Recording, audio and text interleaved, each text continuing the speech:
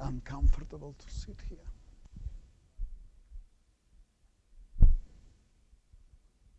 Now this problem, my dear friends, is super easy to solve for us. 10. Why? Because this problem has a solution. W of x equals a1 k1 alpha x plus a2 k2 alpha x plus a3 k3 alpha x plus a4 k4 alpha x. Okay, because it's a free vibration. There is no loading.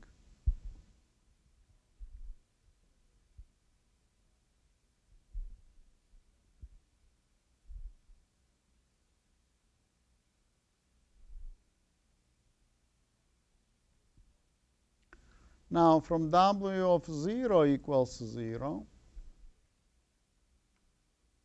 we get A1 equals 0. Do you remember? Because K1 is not 0 at 0. It equals 1. The rest are 0. So when I substitute 0, I get A1 equals 0. Second derivative equals 0. You remember that first derivative of K3 equals K2. First derivative of K2 equals K1. So that means that A3 equals 0. Okay, A1 and A3 equals 0.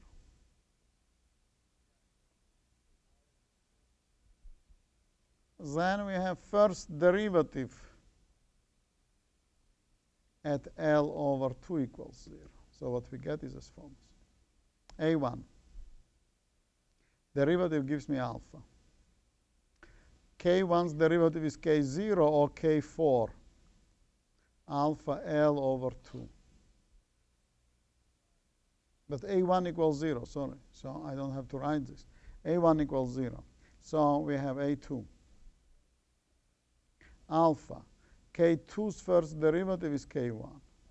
K1 alpha L over 2. A3 equals 0. So A4's first derivative, A4 alpha. So that is K3 alpha L 2 equals 0.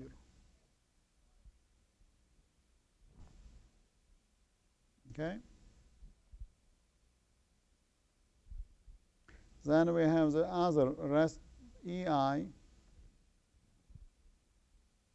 third derivative. Okay, third derivative. So let us calculate the third derivative. So it is already the first derivative. So okay, then I start. EI A1. So now, of course, will be alpha cubed because there's 3 derivatives. Now, that is the first derivative already. Derivative of K1 equals K4, which is, no, K1's derivative is K0, or which equals K4. Now, K4's derivative is K3.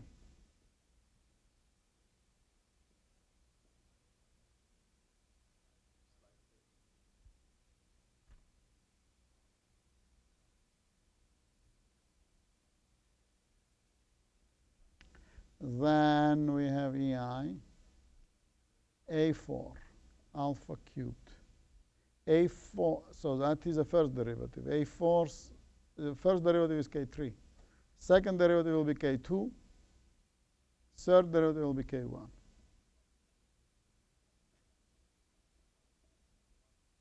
Now this equals minus P sub 0 over 2.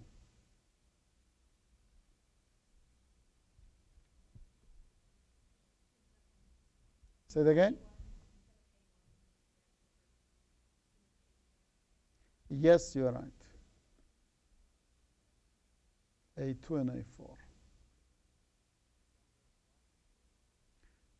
So from the first, this is the first equation, that is the second equation. From the first equation, we get A4 equals minus A2 K1 alpha L over 2 divided by K3 alpha L over 2. It is A4. So I substitute this into the second equation. So I can actually take out this EI and put it here.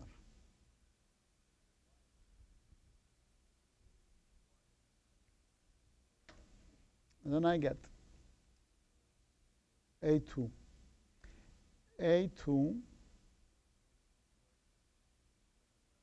alpha cubed K3 alpha L over 2 plus A4. But A4 is minus A2, so that is minus K1 alpha L over 2 K3 alpha L over 2 times K1 alpha L over 2, and then alpha cubed. This equals minus P sub 0 2 EI.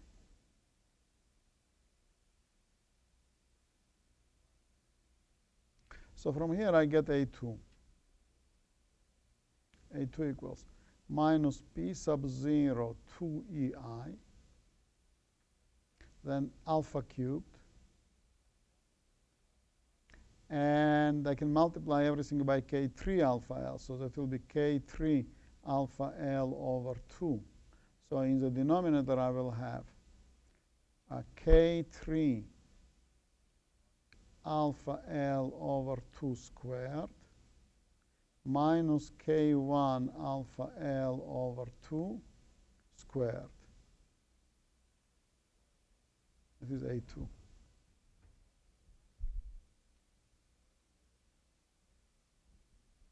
Then A4 equals minus A2 times this K1 over K3. So then it will be P sub 0 K1 alpha L over 2, 2 EI alpha cubed, K3 squared alpha L over 2 minus K1 squared alpha L over 2.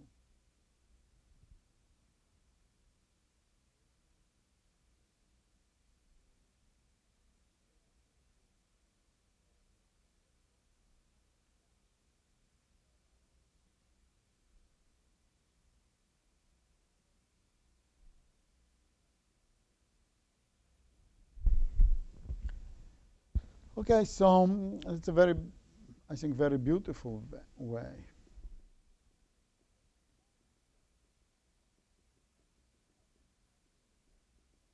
Without summation,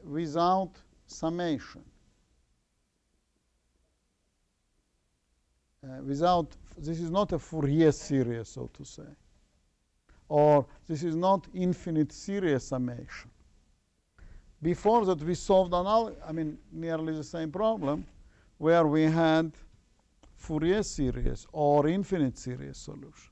Here, because we invoked symmetry a priori, okay, pay attention. In the previous analysis, we did everything, say, with like a very good student. We did all the analysis, we multiplied, we did everything like an excellent student. Then we got summation, infinite summation. Then we observed in infinite summation that we had sine k pi over 2, which equals 0 when k equals even number. And we said, okay, that means that all even contributions are 0, so we have only 1, 3, 5, 7, etc. But still it is infinite summation. Okay, that is not a problem. Of course, we can computerize this, and we just add first term, then second term, then third term, etc. It's not a problem. However, this solution is much more beautiful because we use this. There, we observe that all these terms, second, fourth, sixth, etc., are 0 because of problem is symmetric. That is what we found. But now we can say, okay, this problem is symmetric a priori. And let us use this from the very beginning. If it is symmetric, then I say, actually, you know what, I don't want to look at the whole beam. I want to look at the half beam. Now, if I look at, because it is symmetric anyway, so I don't need to see the whole picture. I can see only one half picture. If I see the half picture, then this load jumps by P0 value. Or in the middle, it should equal P over 2. And therefore, I will impose this as a boundary condition rather than as a load that acts in the middle. In the half beam, that is on the boundary. In the full beam, it is a load. Okay, you may want to write it down. In the full beam, this P sub 0 is a load. In the half beam, it is a boundary. It is a boundary load, which can be written very easily.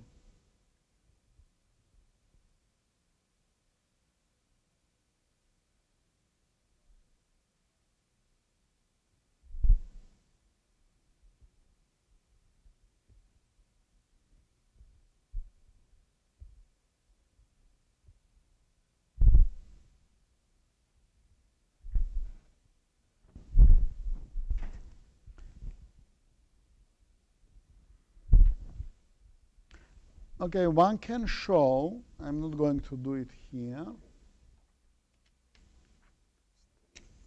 11, that one can obtain actually the final solution. That will be as follows. W at L over 2. Say, it's nicer to obtain solution at L over 2. Will be P sub 0 of L cubed 32 EI 1 over lambda cubed tangents lambda minus hyperbolic tangents lambda, where lambda equals alpha L over 2, or it is 1/2 force power rho A omega square L in force power divided by EI. The final expression. It's a very beautiful expression.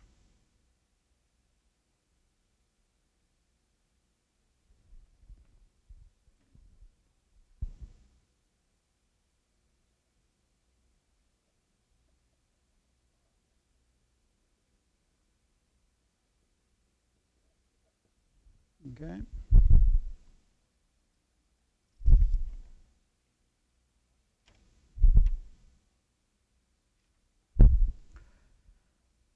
So this solution is called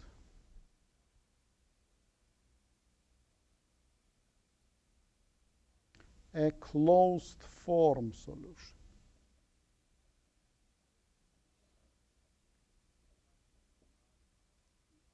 Means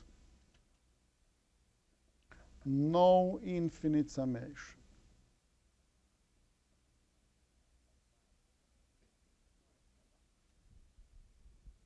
No infinite summation was needed.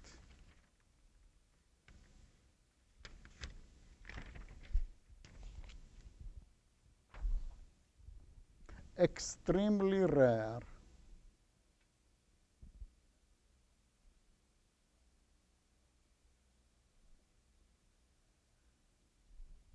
It's very, very rare to be able to obtain closed form solution. This is not the only solution that exists in the literature, but this is one of the very few one can count on fingers of one hand. Okay, this because we somehow reduced actually the forced vibration to free vibration. Okay, so it's very good.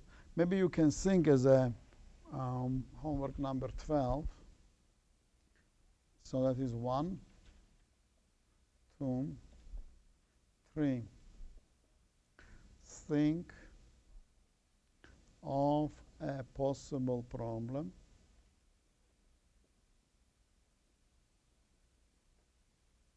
with a closed form solution of forced undamped vibrations. If there is damping, then this cannot be done. Only for This can be done only for undamped case.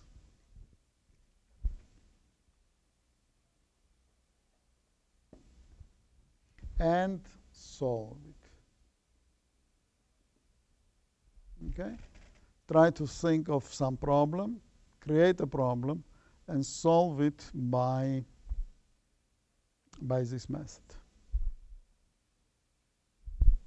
By this method or analogous method or by analogous thinking to reduce that system to free vibration problem.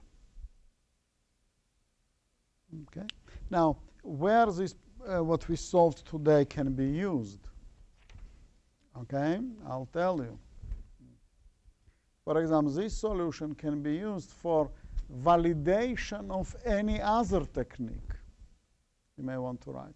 We can validate any other technique of solution.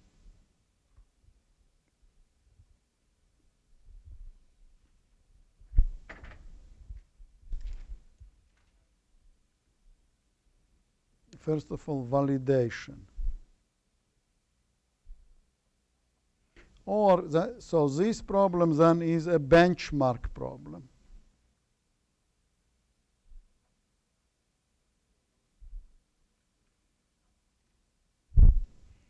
Okay? For example, if I have a finite element code or any other code, so there, computer gives me some numbers, etc. I don't know whether these numbers are right or wrong or what is happening. I have no idea. Then I will check on this problem. Does my computer give the same numbers than this solution? If the computer gives me the same numbers as this, then we say that, okay, program is correct. And if there is a discrepancy, then I must say that program is not correct. Okay, so that is very, very important thing in engineering. Validation of the numerical technique. How good is my method? You may want to write down. How good is my method of analysis?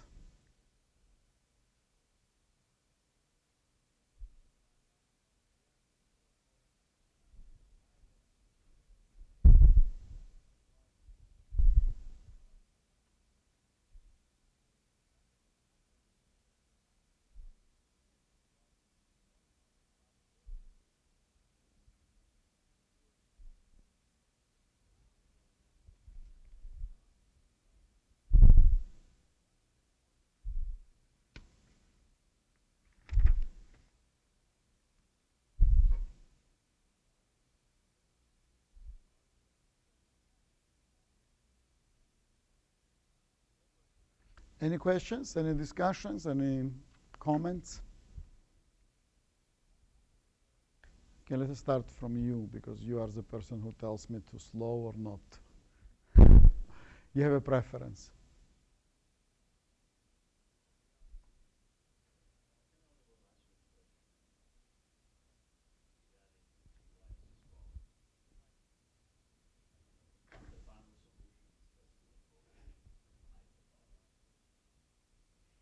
Oh, okay. So the question was, why in the world solution contains hyperbolic functions? Okay, let me ask this question back to the class. Why? Can someone else tell me why suddenly hyperbolic function should come here?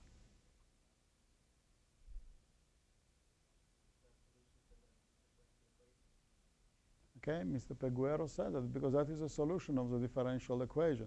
Differential equation has solutions K1, K2, K3, K4. Yes? Functions. And each of them contains hyperbolic functions. Mr. Dale, what was your comment?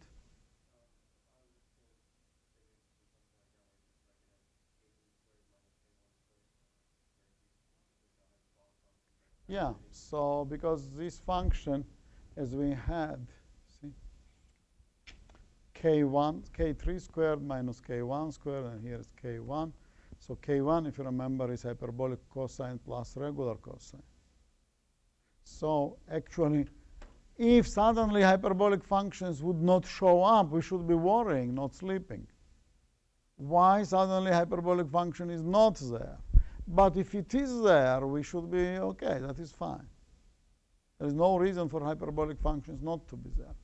Any other questions? Mr. Flores, please ask any question. I don't know. You may be Look, any question is very welcome, most welcome. As I listen to your lectures, I wonder, maybe I'm totally way off base, but when I look at something like this, if I'm doing like, will this have any relations to like structural analysis or design? I mean, what are the engineering implications of something like Okay, so that is a very beautiful question. You were afraid and suddenly, but it is not at all a problem. Look, please. So imagine that we put on a beam some machinery, and this machinery is vibrating with some frequency omega. So we would like to know what happens with the beam. So the problem is of unbelievable engineering application. Imagine we put here some computer equipment, and this computer equipment is vibrating, or for example, we put this computer equipment, and then there is vibrations, for example, due to earthquake. So therefore, this vibrates. What happens with the beam? Just an example, or hurricane, or anything else. I talked about computer because you are from computer science. Oh, no? Oh, sorry. Yes.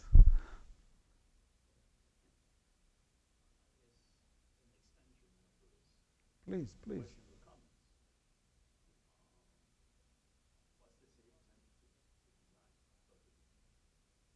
Say it again.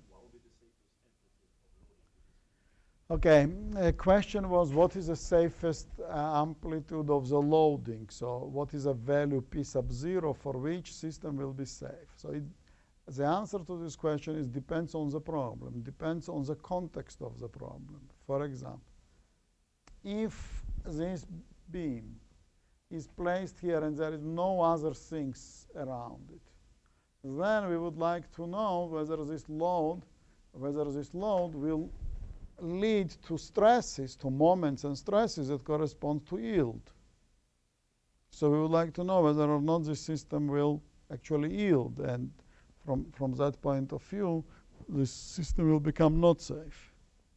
But even if it is not yielding, means the load amplitude is not big enough, still if I have some other equipment here, okay, so for example here, then I should know that displacement must be smaller in such a manner that it does not touch this other equipment. So therefore, in that problem, we should take care that maximum displacement, say U in the middle, is less than what is allowed, what the tolerance is, what is the displacement with some safety factor. So what is a safe value of P sub 0 depends on the context of the problem. But in both, say, I described only two, but in both cases, we should know the solution. Otherwise, if I don't know the solution, I will be unable to calculate those stresses or displacements. Yeah, this is actually the simplest engineering problem, which can be also solved very easily, say, within half a lecture, but it has a tremendous application. Because beam with the load is the simplest possible case that we can imagine in engineering applications. There could be more than one load. There could be moments, there could be many things, but this is the simplest possible problem that could be posed, and which is of significant, importance, or most importance, I would say. Another question, please. And by displacement, you apply the deflection of the beam. Yeah, when a student is asking, what do I mean by displacement? Do I mean deflection? Yes, displacement, deflection are the same terms. They are used interchangeably.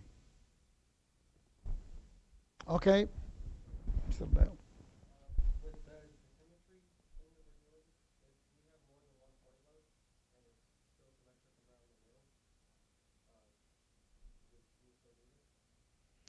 Okay, we should think about that. We should think. I asked you to think.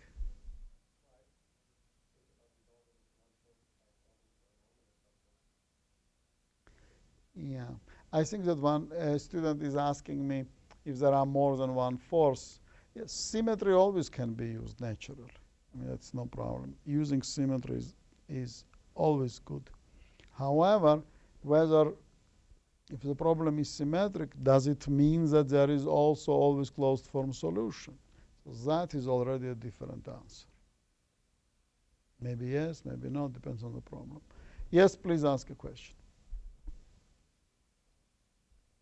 Please, yes. I want everyone to ask a question because we have 1 minute left, so we have just time for the question rather than for the lecture. Yes. Speak louder. Test. Okay, so we will discuss this. So the lecture is then over, and we will discuss now the test issue.